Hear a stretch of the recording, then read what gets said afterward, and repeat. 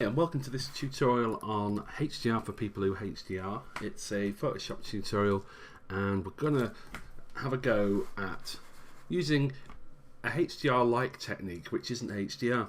As in, we're going to blend three shots we took of this bathroom in Photoshop without using HDR software. So if we have a look, we took this one, then we took a dark one, and then we took a bright one, called bracketing as you would do in Photoshop. And we've probably done some tweaks in Lightroom beforehand, which you can do when you convert it from a RAW. So you end up with this as the middle shot. So the first thing to do is let's drag the dark one in, and this will create a brand new layer in Photoshop, as you see. There you go, and we'll just OK that. We don't need to move it around because they're all taken on tripods and synchronized together.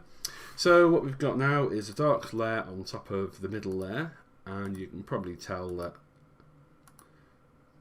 we don't want a lot of that, do we? We don't want these dark areas to show. So how do we get those hidden? Well, we can spend ages just drawing around with a brush on a mask and that will get rid of them, or we can use what's called a luminosity mask.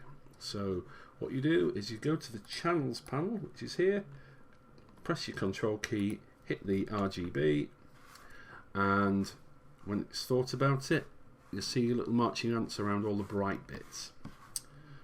So that's selected the bright bits and left the dark bits behind, which is pretty much what we wanted. So if we then go back to our layer here and click on the mask, notice it cleverly, the mask isn't a black or white mask, it's actually the selection we had before. So let's just switch that off. Switch it on, see what's happened there. It just dulls down the bright bits a little bit. Now if you want to see what that layer is actually showing us, it's just that, very subtle. Okay, so we've done that for the dark one, so let's go get the bright one, which is this shot, and this one will hopefully show us the brighten up these dark areas. But it's completely blown out the rest of the shot, so press OK on that. Go and do the same thing again. So in fact, let's just hide those and let's control click on the background. Let's do the control click on the background. Okay, now with that selection made, we can go to the bright one again and click on mask. But that's the wrong way around, isn't it? What it's done, it's hidden the bits we wanted, which were in the dark areas, and it's showing the bright bits. So how do we get around that? Well, what you do is you click on the mask and you can invert it, so you can make it exactly the opposite by doing Control and I. So there you go.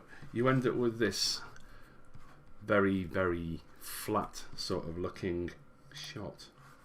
So next step is, what we can do is we can fade in and out. Well, let's switch that off for the time being. So that's at 0. That's the bright layer. Let's have a little play with the dark layer.